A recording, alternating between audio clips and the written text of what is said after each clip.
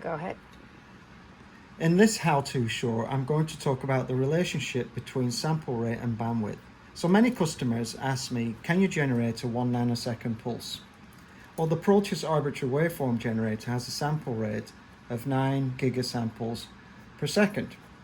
So what that means, if we invert this number, we're going to end up with 0.11 nanoseconds per sample.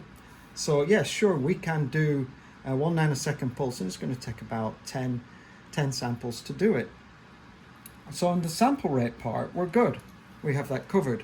But let's talk about bandwidth. Now, if I measured this signal with, say, a 10 gigasample oscilloscope, that may have a 500 megahertz bandwidth. So what that's going to do is it's not going to pass the signal as much, and we're going to end up with a long rise time and a long fall time if this is 500 megahertz of bandwidth.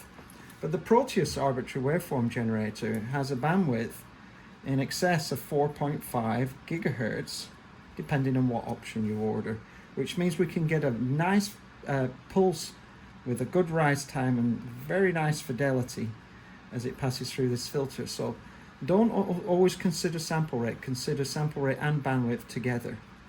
Thanks.